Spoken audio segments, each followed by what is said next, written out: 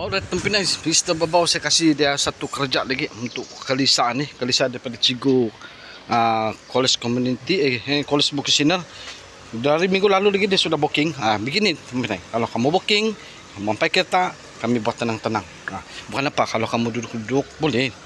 Tidak ada masalah, tapi tidak tahulah kenapa saya ni yang macam dah tenang saja, bukan dah tenang, macam ada lagi Lisa kalau kena tengok-tengok ni. Bukan bilang apa, tapi customer tetap saya memang dong tahu saya punya, kalau dong kasih tinggal, dong tahu saya punya sikap. Sebab dong tahu apa masalah kesehatan saya.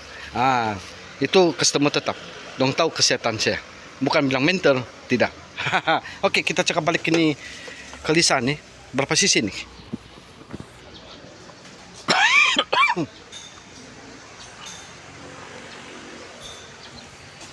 Berapa sisi ini? EJ engine, EJ.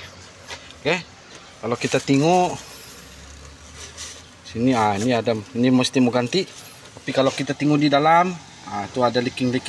Tapi kalau tengok dia punya bearing,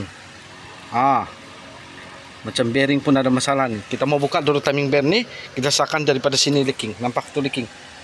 Oke, kita sahkan sini, kita buka dulu untuk kelisan nih. Oke, ini Philippine engine. Kalau di sini sensor Jepun engine. Oke, kita buka dulu Tempinay. Nanti kita tengok.